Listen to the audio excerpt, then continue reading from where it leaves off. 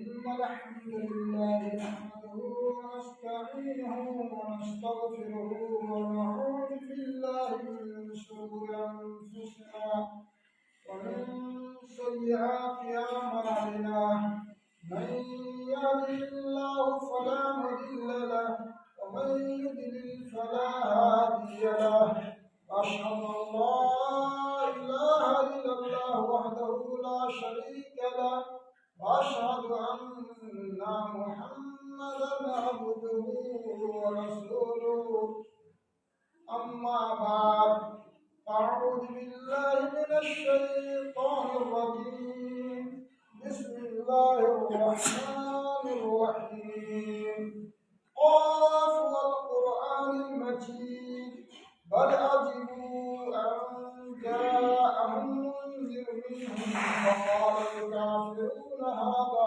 شيء عجيب أإذا متنا وكنا ترابا ذلك رجع بعيد قد علمنا ما تنقص الأرض منهم وعندنا كتاب حفيظ بل كذبوا بالحق لما جاءهم فهم في أمر مريج أفلم ينظروا إلى السماء فوقهم كيف بنيناها وزيناها وما لها من فروج والأرض مددناها وألقينا فيها رواسي وأنبتنا فيها من كل زوج بهيج تبصرة وذكرى لكل عبد منيب ونزلنا من السماء ماء مباركا فأنبتنا به جنات وحب الحصيد والنخل باسقات لها طلع نضيد رزقا للعباد وأحيينا به بلدة ميتا كذلك الخروج كذبت قبلهم قوم نوح واصحاب رس وثمود وعاد وفرعون واخوان لوط واصحاب الايكه وقوم تبع كل كذب الرسل حق وعيد فافعينا بالخلق الاول بل هم في لبس من خلق جديد إن خير الهدي هدي محمد صلى الله عليه وسلم وشر الأمور محدثاتها وكل محدثة بدعة وكل بدعة ضلالة وكل ضلالة في النار قال الله تبارك وتعالى في القرآن المجيد والفرقان الحميد يا أيها الذين آمنوا اتقوا الله حق تقاته ولا تموتن إلا وأنتم مسلمون رب اشرح لي صدري ويسر لي أمري واحلل عقدة من لساني يفقه قولي رب زدني علما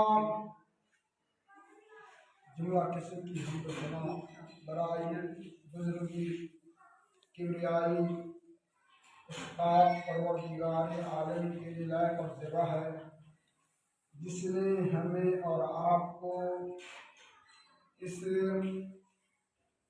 दार फ़ानी के ऊपर पैदा किया।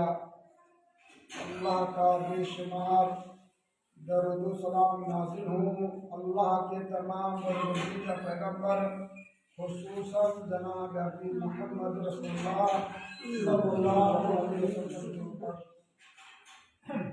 मुहतरम हाज़रीन कराम, बुजुर्गों, दोस्तों और इस्लामी नौजवान साथियों, अल्लाह रब्बुल आलमीन इरशाद फरमाता है या अय्युहल्लज़ीना आमनू तक़ुल्लाह हक़्क़ तुक़ातिह, ऐ वो लोगों जो ईमान ले आए हो तो तुम लोग अल्लाह से डरो, इस तरह से डरो जिस तरह से उसे डरने का हक है। اور تمہاری موت نہ آئے مگر اسلام کی حالت میں۔ گویا اللہ رب العالمین اس آیت کریمہ کے اندر ایمان اور تقوی کا ذکر کیا ہے۔ یا ایھا الذین آمنوا اتقوا اللہ، اے وہ لوگ جو ایمان لے آئے ہو، جسٹ بات کہا ہے کہ اتقوا اللہ، اللہ سے خدمت کرو۔ گویا کہ ایمان اور تقوی یہ دونوں لازم ملزوم شے ہے، نہ تقوی کے بغیر ایمان ہے اور نہ ایمان کے بغیر تقوی ہے، بلکہ تقوی اہم شے ہے۔ تقوی کا تعلق ظاہری چیزوں سے نہیں ہے، تقوی کا تعلق اندرونی شے سے ہے، جو وہ قیمتی جوہر اور ہیرا ہے جو بندے اور رب کے درمیان ربط رکھنے کا ایک بہترین طریقہ ہے، ذریعہ ہے، اور یہ تقوی ہے۔ اللہ رب العالمین سورہ بقرہ کے اندر ارشاد فرماتا ہے، یا ایھا الذین آمنوا ادخلوا فی السلم کافہ، اے وہ لوگوں جو ایمان لے آئے ہو، تم سب کے سب مکمل طور پر اسلام کے پابند ہو جاؤ، اسلام کے اندر داخل ہو جاؤ۔ تو اللہ رب العالمین نے اس آیت کے اندر ارشاد فرمایا کہ تم لوگ مکمل طریقے سے اسلام کے اندر داخل ہو جاؤ، تو گویا کہ تقوی کے بغیر انسان اسلام کا مکمل پابند ہو نہیں سکتا۔ تقوی اہم چیز ہے، تقوی سمجھنے والی چیز ہے، ہر بندہ کو اپنانا، اگر وہ چاہتا ہے کہ ہماری کامیابی آخرت میں ہو جائے، جہنم سے ہماری نجات ہو جائے اور جنت میں ہمارا داخلہ مل جائے، تو اس کے لیے ضروری ہے کہ وہ تقوی اختیار کرے۔ یعنی اللہ رب العالمین نے اسلام کے اندر جو قوانین، جو اصول اور ضابطے بنائے ہیں، وہ کسی خاص انسان کے لیے نہیں ہے، یا وہ کسی قوم کے لیے نہیں ہے، یا وہ کسی ملک کے لیے نہیں ہے، یا کسی وقت مقرر کے لیے نہیں تھے، بلکہ اللہ رب العالمین نے جو قوانین نافذ کیے ہیں قرآن مجید کے اندر، وہ فطرت والے قوانین ہیں، جس پہ چل کر کے جس انسان رہ نہیں سکتا، لا محالہ اس کو اپنانا ہی پڑے گا۔ اگر اس کو نہیں اپنائے گا تو نقصان اسی کا ہوگا۔ فطرتی چیز کیا ہے؟ دیکھیے کہ اللہ رب العالمین نے جو قوانین نافذ کیے ہیں، ان قوانین میں سے ایک قانون ہے حرمت شراب، شراب نہ پینا۔ اللہ رب العالمین نے قانون بنا دیا کہ دیکھو شراب نہیں پینا۔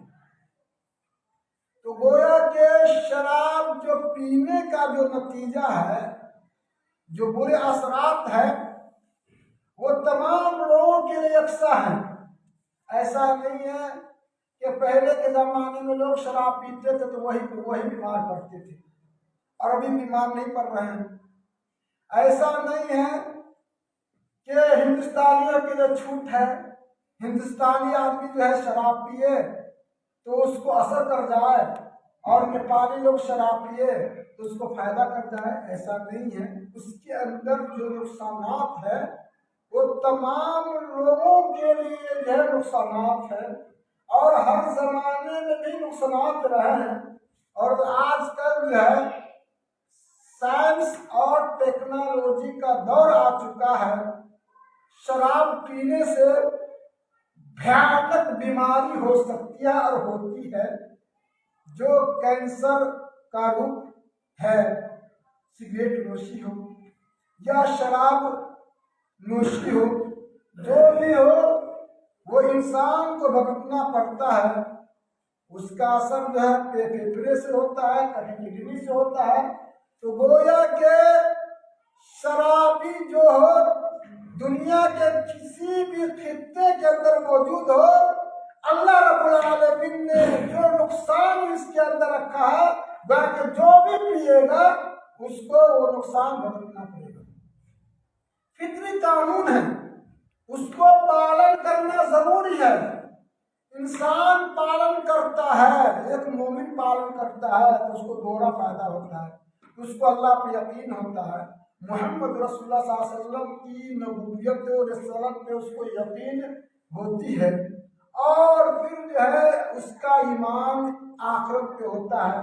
یہ سوچ کر کے اگر شراب کو چھوڑ دیتا تو مومن ہے، اور وہ اس کی پاداش میں وہ دنیا کے اندر بھی جو ہے طرح طرح کے مسائل، مشکلات اور بیماریوں سے محفوظ رہ سکتا ہے، اور آخرت میں اس کا ٹھکانہ جنت ہے، جہنم سے چھٹکارا ہے. لیکن اللہ پہ ایمان نہیں ہے، یوم آخرت پہ ایمان نہیں ہے، اور صرف اور چاہتا ہے کہ ہمارے جسم، ہماری باڈی جو ہے محفوظ رہے، اور ہم وہ نہ پیے. اس کے پینے سے جو ہے ہمارے جسم کے اندر جو ہے یہ اثرات، ہم جو ہے بیمار پڑ جائیں گے، اور ہم جو مجھے مصیبتوں کا سامنا کرنا پڑے گا. تو دنیا کے اندر وہ بیماری سے تو محفوظ رہ سکتا ہے، لیکن بھیانک جو بیماری جو آخرت میں ہے، جو ایمان اس کے اندر نہیں تھا، اس کی وجہ سے وہ جہنم میں جائے گا. اس لیے محترم بزرگوں، دوستوں، یعنی اللہ رب العالمین کہتا ہے انما ذالکم الشیطان یخوف اولیاءہ فلا تخافوا وخافوا ان کنتم مؤمنین. یہ جو شیطان ہے نا، تم کو اپنے ساتھی سے، اپنے چیلے چپاتی سے تم کو ڈراتا رہتا ہے. اور بھٹی مان والے ہوتے ہیں نا، بس اس کے ڈرانے میں فوراً آ جاتا ہے. جس کے پاس جو ہے اللہ پہ ایمان نہیں ہوتا ہے، اللہ کی اتاری کتابوں پہ ایمان نہیں ہوتا ہے، جس کا ایمان آخرت پہ نہیں ہوتا ہے، تو شیطان کا دروازہ کھل جاتا ہے. شیطان جو ہے اپنا چیلے چپاتی کے ساتھ جو ہے اور اس کے ساتھ آتا ہے اور اس کو ڈرانے لگتا ہے. تو اللہ تعالیٰ کہتا ہے انما ذالکم الشیطان یخوف اولیاءہ، کہ شیطان تم کو جو ہے اپنے دوست و احباب کے ساتھ تم کو ڈراتا ہے. فلا تخافوہ، اللہ رب العالمین کہتا ہے ایمان کو مضبوط رکھو، یقین کو مضبوط رکھو، اللہ پہ توکل کرو، اور شیطان کے چیلے چپیتے اور اس کے جو ہے گرو گھنٹال جو لوگ ہیں، جتنے لوگ ہیں، ان سے تم کو خوف کھانے کی ضرورت نہیں ہے.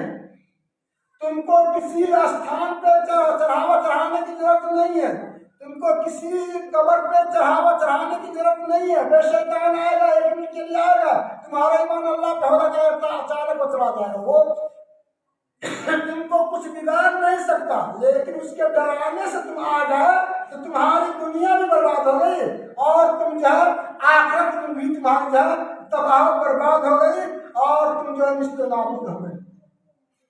اللہ رب العالمین کہتا ہے فلا تخافوہم، ان شیطانوں کے گرو گھٹال اور ان کے چیلوں سے مت ڈرا کرو. وخافون، اور مجھ سے ڈرو.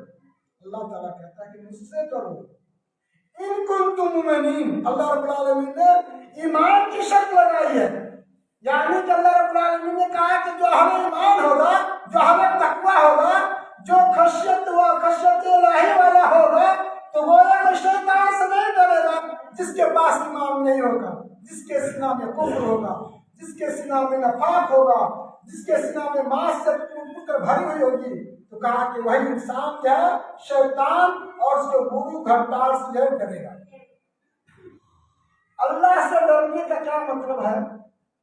ڈر خوف ہم لوگ جانتے ہیں کہ طرح طرح کے خوف ہے۔ ایک خوف فطرتی ہے، آدمی آگ کا نام لیتا ہے تو فوراً ڈر محسوس کرنے لگتا ہے، طرح طرح کی کپکپی ہو جاتی ہے۔ تو کیا اس کو لفظ آگ سے ڈر ہے؟ نہیں، بلکہ آگ کے اندر جو تاثیر ہے، جلانے کی صلاحیت اللہ رب العالمین نے رکھا ہے، اس کا جو نتیجہ ہے اس نتیجہ سے اس کو ڈر ہے۔ اللہ رب العالمین سے ڈرنے کا مطلب یہ ہے کہ تم آگ کی طرح نہیں ڈرو، یعنی کس طرح سے ڈرو؟ ایک ڈر جو ہے انسان کے ماتحت کو جو ہے اپنے افسران سے ڈر ہوتا ہے کہ جب تک افسر لوگ سامنے موجود ہوتے ہیں اور جو کارکن حضرات ہوتے ہیں تو اپنے آقا کو دیکھ کر کے خوب مزے سے کام کرتے رہتے ہیں، محنت سے کام کرتے رہتے ہیں، اور جیسے ہی افسر چلا جاتا ہے، افسر ان کی آنکھوں سے اوجھل ہو جاتا ہے، تو پھر جو ہے منمانی زندگی گزارنے لگتا ہے۔ پھر جو ہے وہ 2 گھنٹہ کا کام میں جو ہے 3 گھنٹہ 4 گھنٹہ لگا دیتا ہے۔ یا اسی طرح سے شاگرد اور جو ہے استاد کے اندر جو ڈر ہوتا ہے وہ عارضی ڈر اس کو کہتے ہیں، وقتی ڈر کہتے ہیں۔ اللہ رب العالمین کو عارضی ڈر کی ضرورت نہیں ہے۔ اللہ رب العالمین کو جو ہے وقتی ڈر کی ضرورت نہیں ہے۔ اللہ رب العالمین سے تقویٰ اختیار کرنے کا مطلب ہے کہ ہمیشہ اللہ رب العالمین سے ڈرے۔ جس طرح کہ ایک انسان جو ہے ٹرین کے اندر جو ہے سفر کر رہا ہو اور اس کے بغل میں ایک مسافر جو ہے سیٹ پہ جو ہے بیٹھا ہوا ہو اور اس کی جیب جو ہے کھلی ہوئی ہو اور اس جیب کے اندر جو ہے 2,000 کی نوٹ جو رکھی ہوئی ہو۔ اب وہ بندہ چاہتا ہے کہ دیکھیے تقویٰ اس کو کہتے ہیں، اب وہ بندہ چاہتا ہے کہ ہم اس پیسے کو لے لیں، لیکن فوراً جو ہے اس کی نگاہ جو ہے اوپر برتھ پہ پڑتی ہے، اوپر والی سیٹ پہ پڑتی ہے، تو دیکھتا ہے وہ اوپر والا جو مسافر ہم کو دیکھ رہا ہے تو ہاتھ بڑھاتا ہے لیکن چھوڑ دیتا ہے، کہیں جو ہے ہم کو پٹائے نہیں لگے۔ تو کہا کہ تقویٰ اسی کا نام ہے کہ جو تمہارے سامنے اوپر والا ہے، اس اوپر والا جو اور اوپر والا ہے، جو 7 آسمان کے تو مستوی اللہ رب العالمین ہے، جو تم کو جو ہے دنیا کے اندر تم تو بچ سکتے ہو، لیکن تم جو ہے اس کا جو برا مزاج ہے اس کی ہولناکی سے تم جو بچ نہیں سکتے، اس اللہ رب العالمین سے۔ ایک واقعہ ہے کہ ایک بادشاہ، مسلمان بادشاہ، بہت نیک مزاج، متقی، پرہیزگار اللہ والے گزرے ہیں، یعنی جو ہمیشہ نماز پڑھا کرتے تھے، روزہ رکھا کرتے تھے، اور جو حقوق ہے ان حقوق کی پاسداری کیا کرتے تھے، تو ایک غریب آدمی کو جو تعجب میں پڑ گیا کہ اتنے بڑے بادشاہ، پھر احکام الہی کے پابند، اور پھر سارے لوگ کے حقوق کی پاسداری کرنا، یہ کیسے ممکن ہے؟ گویا کہ آگ اور پانی کو اکٹھا ایک جگہ ہونا ہو گیا۔ یعنی کہنے کا مطلب یہ ہے کہ اسلام صرف جو ہے نماز پڑھ لینے کا نام نہیں ہے، اسلام صرف جو ہے روزہ رکھ لینے کا نام نہیں ہے، اسلام نام ہے نماز پڑھ لینے کا، اسلام نام ہے توحید اختیار کر لینے کا، اسلام نام ہے حقوق العباد، حقوق اللہ کی ادائیگی کے ساتھ ساتھ حقوق العباد کی پاسداری کرنے کا نام جو ہے اسلام ہے۔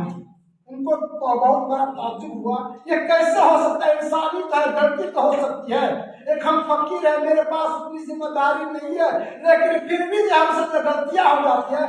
اتنے بڑے بادشاہ ہے، وہ چلا گیا بادشاہ کے پاس، کہا کہ بادشاہ سلامت، میں آپ کی حکومت میں آگ اور پانی ایک جگہ مجھے نظر آ رہی ہے جو فطرت کے خلاف ہے، یہ کیسے ممکن ہے؟ تو بادشاہ نے کہا کہ میں سمجھا نہیں آپ کیا کرنا چاہتے ہیں۔ تو کہا کہ دیکھیے کہ آپ سے نہ نماز چھوٹتی ہے، آپ سے نہ روزہ چھوٹتا ہے، آپ سے نہ حج چھوٹتا ہے، آپ سے نہ انصاف والا معاملہ چھوٹتا ہے، آپ سے کچھ بھی نہیں چھوٹتا ہے۔ گویا کہ یہ اتنی بڑی ذمہ داری، پھر آپ جو ہے بادشاہ والی ذمہ داری کی ادائیگی بخوبی کرتے ہیں۔ یہ گویا کہ آگ اور پانی جو ہے اکٹھا ہونا ہوا۔ کہا کہ بادشاہ نے حکم دیا اپنی رعایا کو ایک شہر کو دلہن کی طرح سجا دو۔ بالکل دلہن کی طرح شہر کو سجایا گیا، اور 2 جلاد کو اس فقیر کے پیچھے کر دیا، اور فقیر کے ہاتھ میں پانی کا پیالہ دے دیا، اور فقیر کو کہا کہ جاؤ تم سیر کرو، لیکن یاد رکھو پیالہ کے اندر جو پانی بھرا ہوا ہے، اس پیالے میں جو پانی موجود ہے، اگر اس میں سے ایک قطرہ بھی نیچے گر جائے گا تو 2 جلاد ہے، کہا کہ 2 جلاد کو حکم دیا کہ جب جیسے ہی پیالہ سے پانی کا قطرہ گر جائے تو تم اس کی گردن جو ہے جل کر دینا، مار دینا۔ دونوں جلادوں کو جو ہے فقیر کو جو ہاتھ سے پانی، اس کے بعد میں جو ہے شہر جو ہے دلہن کی طرح جو ہے رنگینیوں سے جو بھری پڑی، اور ہر طرح کے علاش آرام کی سب کچھ، کھانے پینے ہر چیز موجود۔ اس کے بعد میں پیچھے جو 2 جلاد آگے فقیر اس کو سیر کرانے کے بعد میں جو ہے پھر بادشاہ کے پاس لایا گیا۔ کہا کہ میاں جی، کیا آپ نے ہمارا جو شہر خوبصورت ہے، کیا آپ نے اس کو دیکھ لیا؟ کہا کہ بادشاہ آپ کا بھلا وہ آدمی جو آپ نے حکم دیا ہے کہ 2 جلادوں کا بھرا پیالہ جو پانی ہے، پانی کا جو بھرا پیالہ ہے، اس میں سے ایک قطرہ گرنے پہ جو ہے ہماری گردن اڑا دی جائے، تو آدمی کیسے ممکن ہے کہ وہ ایک نظر بھی جو ہے اتنی خوبصورت شہر کو تب دیکھ لے؟ ممکن نہیں ہے۔ تو کہا کہ دیکھو، جو اللہ سے ڈرنے والا ہوتا ہے بظاہر وہ لگتا ہے کہ بہت عیش و عشرت کے ساتھ زندگی گزارتا ہے، لیکن جو تیری حقیقت ہے وہی حقیقت ان کے ساتھ بھی ہوتی ہے۔ یہی حال ہے۔ یہ خشیت الہی اسی کو کہتے ہیں، مراقبہ الہی اسی کو کہا جاتا ہے کہ زندگی میں ہر جگہ ہر پہلو پر انسان اللہ رب العالمین کا خوف اختیار کرے۔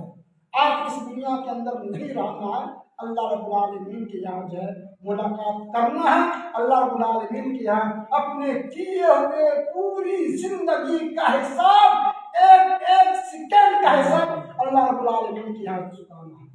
تو گویا کہ جس کے اندر جو خشیت ہوگی، گویا کہ بھلا وہ کیسے جو ہے فرائض سے کوتاہی کر سکتا ہے، بھلا وہ کیسے جو ہے کیا کہتے ہیں، اور جو ہے چیزوں سے جس کا حکم کرنے کا اللہ رب العالمین نے حکم دیا ہے اس سے منہ موڑ دے گا۔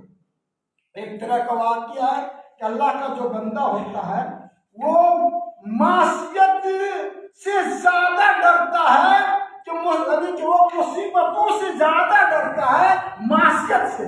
یعنی کہ 2 چیز اکٹھی ہو جائے، جو اللہ والے ہوتے ہیں تو چونکہ دنیا کی مصیبت بہت چھوٹی مصیبت ہوتی ہے، اور سامنے معصیت والا معاملہ، اس معصیت کے کرنے میں جو ہے پیسے ہی پیسہ ہے، آرام ہے، لیکن اس کو معصیت کا راستہ، ادھر جو ہے مصیبت کا راستہ آزمایا جا رہا ہے، تو معصیت والا راستہ اپناؤ گے یا مصیبت والا راستہ اپناؤ گے؟ تو دنیائی معاملہ کے وقتی طور پہ کون سا راستہ اپناؤ گے؟ جو ایمان والا ہوتا ہے، جو اہل تقویٰ ہوتا ہے، وہ معصیت کے اوپر جو ہے مصیبت کو ترجیح دیتا ہے، کہتا ہے کہ مصیبت کی گھڑی تو مجھے منظور ہے تاکہ ہم کو آخرت میں جو ہے بہترین طریقے سے جو ہے ہم رہ سکیں اور اللہ رب العالمین کی ہمارا گزارا ہو جائے، اور معصیت کو جو ہے وہ چھوڑ دیتا ہے۔ بات یہ ہے کہ ایک بزرگ جنگل میں رہا کرتے تھے، تو جنگل میں رہتے اچانک ایک خونخوار شیر جو ہے اس بزرگ کے اوپر جو ہے حملہ کرتا ہے، یعنی باڈی کو چیر پھاڑ کر کے رکھ دیتا ہے۔ اب اس باڈی سے پیپ وغیرہ بہنا شروع ہو جاتا ہے، تکلیف ہونے لگتی ہے۔ اس تکلیف میں بھی وہ آدمی کہتا ہے الحمدللہ الحمدللہ الحمدللہ، یعنی کہ شکریہ کا کلمہ جو ہے وہ اس کے زبان سے باقی ہے، درد سے کرا رہا ہے، لیکن زبان پہ جاری ہے الحمدللہ الحمدللہ، اللہ تیرا شکر ہے۔ ایک آدمی کا گزر ہوا تو اس نے کہا کہ آپ پاگل تو نہیں ہو گئے؟ مصیبت کی گھڑی میں آپ الحمدللہ کہہ رہے ہیں، آپ حالانکہ اس کا کوئی بندوبست کرتے۔ تو انہوں نے اور اس واقعہ کا نقل ہے شیخ سعدی رحمہ اللہ نے اپنی کتاب یعنی کہ گزشتہ کے اندر درج کیا ہے۔ کہا اس آدمی بزرگ کی زبان سے کیا کلمہ نکلا؟ الحمدللہ بے گرفتارم بے مصیبتی نہ بے معصیتی۔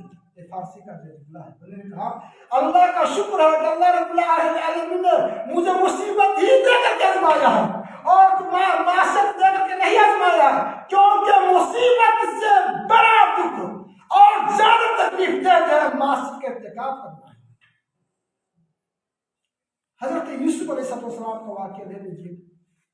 فقیر آدمی کنویں پڑے ہوئے، خشیت الہی کی وجہ سے وہ ایک وقت ہوتا ہے کہ مصر کا بادشاہ جو ہے بن جاتا ہے، اور سارے لوگ جو ہے جو 11 بھائی کے حاسدین میں سے تھے ایک لوگ جو ہے ان کے قدم پہ جو گرنا پڑتا ہے خشیت الہی اپنانے کے لیے۔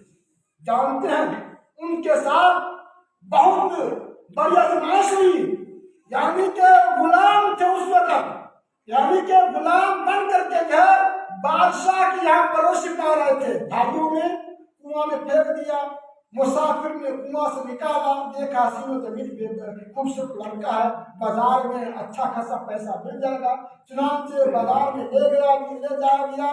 بازار میں سب سے قیمت جو ہے اسی بچے کو لگائی گئی، چونکہ بچہ جو ہے بادشاہ اس وقت جو تھا مصر عزیز جو تھا اس وقت کے بادشاہ نے اس کو خرید لیا۔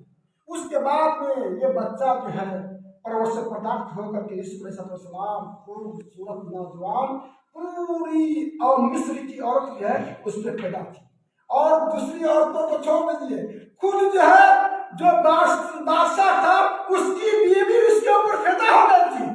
اللہ رب العالمین نے جو ہے اس کا ذکر جو قرآن میں کہا کیا کہا کہ ان کو کہیے کہ وَإِن لَّمْ يَفْعَلْ مَا أَمَرَهُ، اگر وہ میرے حکم کی تابع داری نہیں کرے گا تو ہم اسے جو ہے جیل بھیجوا دیں گے، اور دھمکی دیتی ہے جیل بھیجوا دیں گے، کیونکہ بادشاہ کی بیٹی بادشاہ کی بیوی ہے، اور بیوی جو کہے شوہر کا ماننا پڑتا ہے۔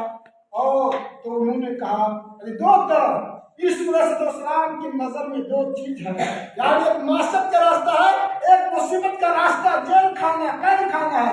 اگر معاشرت ارتکاب کر لیتا ہے تو جیل کھانے سے وہ محفوظ ہوتا ہے، لیکن معاشرت کو چھوڑ دیتا ہے تو جیل کھانے میں جانا پڑتا ہے۔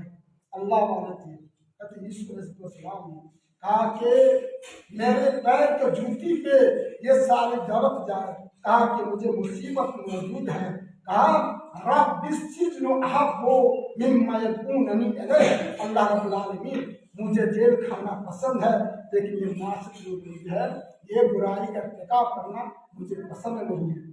چنانچہ واقعہ ایسا ہی ہوا، حضرت یوسف علیہ السلام پہ جو ہے بہتان تراشی کا الزام لگا کر کے یوسف کو جو ہے جیل بھیج دیا جاتا ہے۔ اس کے بعد پھر جو پردہ فاش ہوتا ہے، پھر جو ہے جیل سے جو ہے باہر آتے ہیں، ایک ہی مرتبہ بادشاہ جو بن جاتے ہیں۔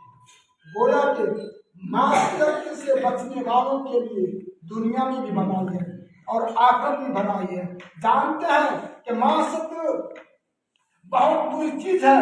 اللہ رب العالمین کہتا ہے وقت یعنی کہ تم لوگ جو ہے فلا تخشوہم واخشونی، کہ تم لوگ جو ہے مجھ سے جو ہے خشیت اپناؤ اور میرے علاوہ کسی اور سے تم لوگ جو ہے نہیں ڈرو۔ اور واقعے بے شمار ہے، اللہ والے بے شمار ہے، یعنی کہ ابو بکر صدیق رضی اللہ تعالیٰ عنہ کا واقعہ جو ہے خشیت کے سلسلے میں ہے۔ اللہ کے نبی ہے کہ محمد رسول اللہ صلی اللہ علیہ وسلم کا انتقال ہو جاتا ہے، انتقال ہونے کے بعد میں اب مسلمانوں کا بعد دور سنبھالنے والا ہونا چاہیے۔ لوگوں نے جو ہے بیعت کر کے جو ہے ابو بکر صدیق رضی اللہ تعالیٰ عنہ کو مسلمانوں کا پہلا خلیفہ چنتے ہیں، اس کے بعد میں جو ہے وہ مسلمانوں کا بوجھ یعنی خلافت کا بوجھ، پھر جو ہے بال بچے بیوی سب کچھ ہے، پھر بھی جو ہے آخر جو بیوی کی بھی جو ہے ضروریات ہے، بال بچے کی ضروریات ہے، وہ کیسے پوری ہو؟ چنانچہ انہوں نے ایک تجارت شروع کر دیا اور کپڑے کی تجارت، یعنی وہ کپڑے کی گٹھری لے کر کے اپنے کندھے پہ نکال کر کے جو ہے بیچنے جا رہے تھے۔ عمر فاروق رضی اللہ عنہ کو پتا چلا، کہا کہ امیر المومنین آپ کے سر پہ جو ہے مسلمانوں کی حکومت کا بوجھ اور آپ اس کو چھوڑ کر کہاں جا رہے ہیں؟ کہا کہ اس سے بڑا بوجھ جو ہے میرے بال بچے بھی تو ہے۔ تو عمر فاروق رضی اللہ عنہ نے مشورہ کر کے بیت المال سے جو ہے کہا گیا کہ جتنی ضروریات کی پوری ہو سکے، اور ابو بکر صدیق رضی اللہ عنہ کو جو بیت المال سے جو مال ہوتا تھا کہا کہ ان کو دے دیا جائے۔ چنانچہ ابو بکر صدیق رضی اللہ عنہ پوری ایمانداری کے ساتھ دیانتداری کے ساتھ اپنے عہدہ کو نبھاتے ہیں۔ اس ایک روز جو ہے بیوی جو ہے وہ حلوہ کھانے کے لیے اظہار کر دیتی ہے، کہا کہ میرے پاس اتنے پیسے کہاں کہ ہم تم کو جو کوئی میٹھی چیز کھلائیں۔ کئی دن گزرنے کے بعد، ہفتے مہینے گزرنے کے بعد اچانک ابو بکر صدیق رضی اللہ عنہ کے پلیٹ میں مٹھائی پہنچتی ہے، وہ فوراً جو ہے اس پہ جو ٹوک پڑتے ہیں اپنی بیوی کو بلاتے ہیں کہ اے خاتون آج یہ مٹھائی کہاں سے آ گئی، جبکہ ہمارا معمول تھا کہ ہم جو ہے بھات چاول پہ اکٹھا کرتے ہیں، اپنے جیون کو گزارا کرتے تھے، یہ مٹھائی اچانک جو ہے یہ کہاں سے آ گئی؟ تو بیوی کہتی ہے کہ ہم کو جو مقررہ راشن ہے اس راشن میں سے جو راشن ملتا ہے اس میں سے ہم کچھ بچا لیا کرتی تھی، یہی بچتے بچتے بچتے یعنی کچھ جو ہے اکٹھا ہو جاتا ہے، اور اکٹھا ہونے کے بعد جو ہے میں نے جو ہے یہ پکوان جو ہے آپ کے سامنے میں رکھی ہے۔ اس کے بعد میں جو ہے ابو بکر صدیق رضی اللہ عنہ سارے لوگ کو بلاتے ہیں، کہتے ہیں دیکھو کہ مجھے جو اتنی راشن کی ضرورت نہیں ہے، آج میرے سامنے اتنا پیسہ آ ہو گیا کہ پکوان میں کھا لیا ہوں، کہا کہ اس میں سے اور کٹوتی کرو۔ چنانچہ ابو بکر صدیق رضی اللہ عنہ نے مسلمانوں کو بلا کر کے جو ہے جو مقرر راشن تھا اس میں سے اور کم کر کے جو ہے اپنے لیے جو ہے اپنے انفاق کے لیے جو ہے وہ نافذ کر دیتے ہیں۔ محترم سامنے کرام، یہ تھے اللہ والے، اور ان کو جنت نہیں ملے گی تو کیا ہم اور آپ جیسے گناہگاروں کو جنت مل سکتے ہیں؟ سوچئے سمجھئے اور اللہ سے لو لگائیے۔ یاد رکھیے آپ گناہگار ضرور ہیں، وقتی طور کے گناہگار ہیں، پھر بھی اللہ رب العالمین اتنا بڑا مہربان ہے، اتنا بڑا مہربان ہے کہ گناہگاروں سے کہتا ہے، شرابیوں سے کہتا ہے، چواریوں سے کہتا ہے، بے نمازیوں سے کہتا ہے، کافروں سے کہتا ہے، یا عبادی الذین اسرفوا علی انفسہم فلا تقنطوا من رحمت اللہ۔ کہا کہ تم وقتی طور پر گناہ تو کر رہے ہو، تم بہت بڑے ظالم ہو، لیکن ظلم سے گھبراؤ نہیں، گناہوں سے گھبراؤ نہیں، ابھی کی رحمت کا دروازہ میں نے کھول رکھا ہے اور تمہارے لیے یہ مسجد ہے، آؤ اور اللہ سے لو لگاؤ، اللہ سے گریہ جاری کرو، اللہ سے ڈرو، تب دیکھو کہا اللہ رب العالمین تمہارے لیے جو ہے رحمت کا دروازہ جو ہے کھول دے گا۔ محترم سامنے یہ تھے اللہ والے۔ جانتے ہیں عمر بن عبد العزیز کا واقعہ آتا ہے، یہ اللہ رب العالمین نے ان سے کام نہیں لیے، یعنی ان کے دور خلافت میں فرانس سے لے کر کے وہ اسلامی حکومت کہاں پہنچتی ہے؟ فرانس اور اندلس کی حدود تک پہنچ جاتی ہے۔ اتنے بڑے سربراہ ایک مرتبہ جو ہے کاؤنسل سے جو ہے شکایت کیا لونڈی نے کہ عمر بن عبد العزیز آپ کی بیوی جو ہے حاملہ سے ہے، ہم ان کے ہاتھ حمل میں ہے، اور وہ چاہتی ہے کہ اچھی سامان اچھا سامان کھائے، دودھ وغیرہ پیے تاکہ بچہ صحیح سے جو ہے پیدا ہو جائے۔ اس کے بعد میں کہا کہ جاؤ کہ مجھے دودھ کی جو ہے ضرورت نہیں ہے، کہا اسی پر اتفاق کرنا۔ اچانک جو ہے بیت المال سے جو ہے وہ لونڈی جو ہے دودھ لا رہی تھی بیوی کو پلانے کے لیے، اس کی خاتون کو پلانے کے لیے۔ تو عمر بن عبد العزیز کی نظر جب پڑ جاتی لونڈی پہ، کہاں گئی تھی؟ کہا کہ بیت المال سے میں دودھ کا پیالہ لے کر کے آپ کی بیوی کو پہنچانے جا رہا ہوں تاکہ بچہ جو ہے محفوظ رہے، صحیح سلامت جو ہے نکل جائے۔ کہا کہ جا میری بیوی کو پیغام دے دینا، بیوی کی بچہ اگر اسے دودھ پینے کی وجہ سے صحیح سلامت ہے تو مجھے ایسا بچہ نہیں چاہیے، जाओ और दूध जो है वापस वो करवा देते हैं। उसके बाद में कहता है कि जाओ बर्दाश्त कर लेगी। ये थे अल्लाह वाले। उमर फारूक रज़ियल्लाहु तआला अन्हु के जमाने में वो गर्दिश कर रहे थे। गर्दिश करते करते एक रात की तारीकी में एक बुढ़िया के पास से उनका गुजर होता है और जो है बच्चे रो रहे हैं। उसके बाद में कहता है कि उमर फारूक रज़ियल्लाहु अन्हु कहते हैं कि अम्मा क्या हुआ है? कहा कि तुम मुझसे क्यों पूछते हो क्या हुआ है? कहा कि उमर जो है हलाकत तो बर्बाद हो जाए। वो पहचानते नहीं थे कि उमर रज़ियल्लाहु अन्हु। कहा कि उमर जो है हलाकत तो बर्बाद हो जाए, उनकी खिलाफत में जो है मेरा बच्चा जो है रो रहा है। कहा कि आखिर तुम तो पका रही हो ना, कुछ तो पका रही हो, क्या चढ़ाई हुई हो? कहा कि मेरे पास मैं गरीब औरत हूँ, मेरे पास कुछ नहीं है, बस बर्तन में सिर्फ पानी है और पानी खोल रहा था कि बच्चा को एहसास हो जाए कि कुछ पक रहा है और उस एहसास से बच्चा सो जाए और हम भी सो जाए, कुछ नहीं है। उमर फारूक रज़ियल्लाहु तआला अन्हु फौरन जाते हैं और आटा की बोरी लेकर के जो है असलम जो उसका नौकर होता है कहता कि आका आप अपने कंधे पर नहीं ले लीजिए, ये बोरी जो है मेरे कंधे पे डाल दो। उमर फारूक रज़ियल्लाहु तआला अन्हु कहते हैं कि असलम यहाँ के बोझ तुम तो उठा सकते हो, लेकिन आखिरत में तुम मेरा बोझ नहीं उठाओगे, इसलिए बहुत बड़ी जिम्मेदारी है। उमर फारूक रज़ियल्लाहु तआला अन्हु ने आटा की बोरी लेकर के अपने कंधा पे लेकर के उस औरत के पास जो है वो खुद ही बैठते हैं और आटा गूंथते हैं, रोटी बनाते हैं, सालन की तैयारी करते हैं, उस बुढ़ी औरत को खिलाते हैं, उस बच्चे को खिलाते हैं। तब कहता है कि वल्लाह आप जैसे आदमी को फारूक रज़ियल्लाहु तआला अन्हु बनना चाहिए था, आपको जो है खिलाफत होनी चाहिए थी। कहा कि अम्मा मैं उमर हूँ और मैं खलीफा हूँ, मुझे माफ कर देना। ये चलना वाले। उसके बाद में जो उमर फारूक रज़ियल्लाहु तआला अन्हु ने हालात का जायजा ले करके उस बेवा औरत के लिए, उस गरीब औरत के लिए जो है वो राशन जो है मुतय्यन कर देते हैं, बैतुल माल से जो है जारी कर देते हैं। मोहतरम सामने कराम, ये खशयत इलाही बहुत बड़ी चीज है। खशयत इलाही नहीं है तो जानते हैं कि हमारे अंदर जो है निफाक आ जाता है। और जो मोमिन होता है, मोमिन छोटी से छोटी मासियत उसके लिए जो है पहाड़ के वजन के बराबर लगता है कि पता नहीं ये कैसे हमसे जो है छुटकारा होगा, कैसे हम जो है उसको जो है हम कैसे उसको बर्दाश्त कर लेंगे। लेकिन जो मुनाफिक होता है वो पहाड़ के बराबर जो है उसको जो मासियत होती है, लेकिन उसको इस तरह से एहसास होता है कि नाक में मक्खी बैठी हुई है, ऐसे हाथ से मारते हैं तो मक्खी उड़ जाती है, बस उसको उसी का एहसास होता है। इसलिए कि खशयत इलाही जो है अपनाना आखिरत के लिए, आखिरत की नजात के लिए नहायत ही जरूरी है। और खशयत इलाही कैसे अपनाएंगे?